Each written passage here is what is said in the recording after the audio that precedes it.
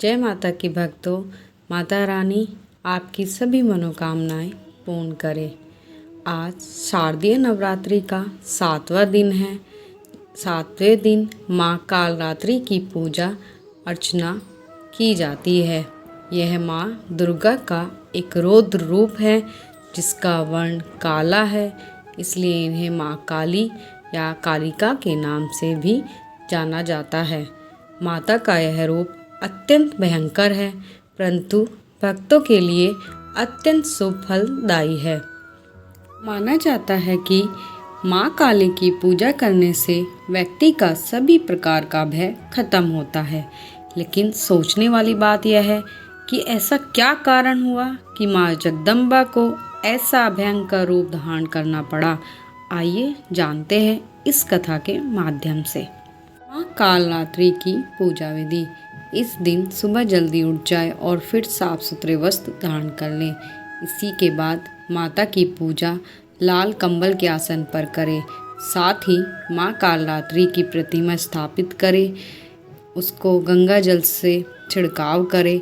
वहीं अगर कालरात्रि की प्रतिमा या चित्र नहीं है तो आप माँ दुर्गा की तस्वीर या मूर्ति रख सकते हैं।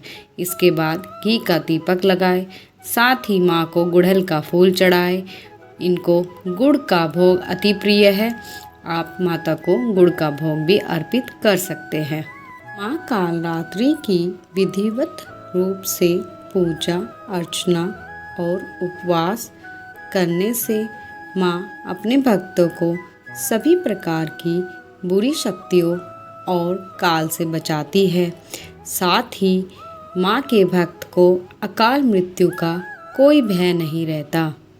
इसलिए साधक को अधिक से अधिक माँ का ध्यान करना चाहिए। पूजा के बाद आरती करनी चाहिए और माता से क्षमा प्रार्थना करनी चाहिए। कालरात्रि स्तुति मंत्र। या देवी सर्वभूतेषु माँ कालरात्रि रूपेण संस्थिता नमस्तस्यै नमस्तस्यै नमस्तस्यै नमो नमः। माँ कालरात्रि का साधना मंत्र।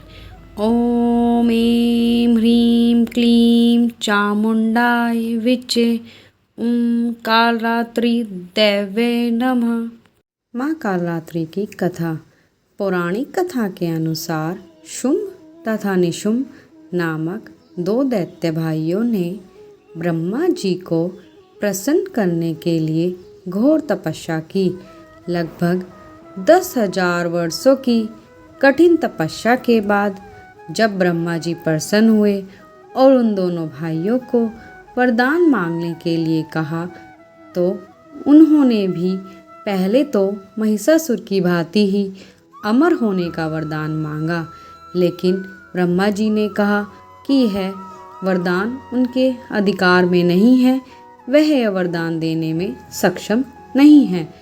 तो दोनों भाइयों ने स्त्री को शक्तिहीन जानकर पुरुष के हाथों ना मारे जाने का वरदान मांगा और कहा कि हमारी मृत्यु किसी स्त्री से ही संभव हो, क्योंकि स्त्री से उन दोनों को किंचित मात्र भी भय नहीं था।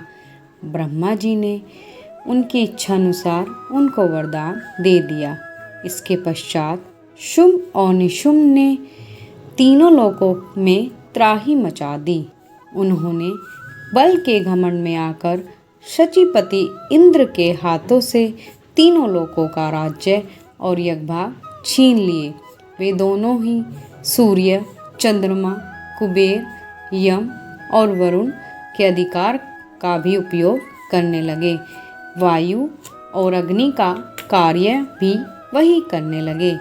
उन दोनों महान असुरों से तिरस्कृत होकर सभी देवताओं ने अपराजिता देवी माँ जगदम्बा का स्मरण किया और सोचा कि अब माँ जगदम्बा ही हमारी परेशानी दूर कर सकती है। पार्वती जी के शरीर से ही माँ अंबिका का प्रादुर्भाव हुआ था, इसलिए वे कौशिकी भी कहलाती है। कौशिकी के प्रकट होने के बाद पार्वती देवी का शरीर काले रंग का हो गया अतः वे हिमालय पर रहने वाली कालिका देवी के नाम से विख्यात हुई। जब शुंभ एवं निशुंभ को देवी के प्रकट होने का समाचार मिला तो उन्होंने अपने सेवक को माता के पास अपना विवाह प्रस्ताव लेकर भेजा। माता ने उस दूत से कहा कि अगर तुम्हारे स्वामी मुझसे विवाह करना चाहते हैं तो युद्ध में मुझे जीत जाए और मुझसे विवाह कर ले। ऐसा सुनकर शुंभ एवं निशुंभ को बहुत क्रोध हुआ। उन्होंने अपने 2 सेवकों को चंड एवं मुंड को देवी से युद्ध करने के लिए भेजा। इन दोनों असुरों का माता के साथ भयंकर युद्ध हुआ।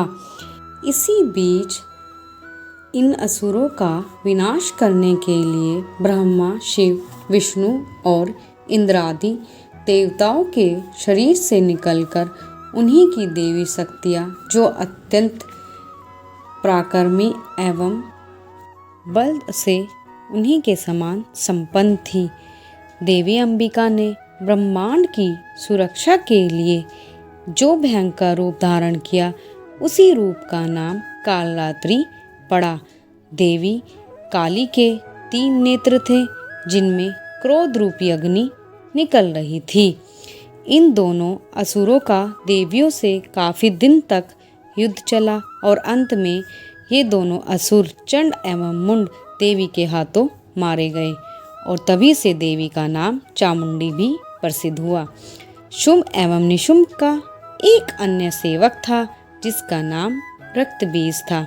रक्तबीज कोई साधारण असुर नहीं था। इसे स्वयं भगवान शिव ने वरदान दिया था कि जब भी इसके शरीर से रक्त की कोई बूंद जमीन पर गिरेगी, उससे के समान बलवान राक्षस उत्पन्न हो जाएगा। अब माता को इसी राक्षस का सामना करना था। महासुर रक्तबीज हाथ में गदा लेकर माता से युद्ध करने लगा। माता के व्रत से घायल होने पर उसके शरीर से बहुत सा रक्त चूने लगा और उससे उसी के समान रूप तथा पराक्रम वाले योद्धा उत्पन्न होने लगे। वे रक्तबीज के समान ही वीर्यवान, बलवान तथा पराक्रमी थे। इससे देवताओं को बड़ा भय हुआ। देवताओं को उदास देख चंडिका ने काली से शीघ्रतापूर्वक कहा, चामुंडे, तुम अपना मुख और भी फैलाओ और मेरे रक्तपात से गिरने वाले रक्त बिंदुओं और उनसे उत्पन्न होने वाले महादैत्यों को तुम अपने इस मुख से भक्षण कर जाओ। ऐसा करने से उसका सारा रक्त क्षीण हो जाएगा और वह स्वयं भी नष्ट हो जाएगा। ऐसा कहकर मां चंडिका ने शूल से रक्त बीज को मारा और काली ने अपने मुख में उसका रक्त ले लिया एवं रक्तहीन हुआ महादैत्य रक्तबीज पृथ्वी पर गिर पड़ा। इसके पश्चात माता चंडिका और शुंभ निशुंभ में भयंकर युद्ध हुआ और माता ने शुंभ निशुंभ का वध करके ब्रह्मांड को इन राक्षसों के ताप से मुक्त कर दिया और देवताओं को पुनः स्वर्ग का राज्य मिल गया। इस प्रकार मां चंडिका ने अपने जन्म का उद्देश्य पूर्ण किया। रक्त बीज का रक्त अपने मुंह में लेने वाली देवी को ही माँ काली या कालरात्रि कहते हैं। इन्हीं की नवरात्रि के 7वें दिन पूजा अर्चना की जाती है। माँ कालरात्रि दुष्टों का विनाश करने वाली है। सभी व्याधियों और शत्रुओं से छुटकारा पाने के लिए माँ काली की आराधना विशेष फलदायी होती है। इसी प्रकार की धार्मिक कथाओं को सुनने के लिए हमें सब्सक्राइब करिए। अगर आपको ये कथा पसंद आई हो तो लाइक ज़रूर करिएगा। जय माता की। धन्यवाद।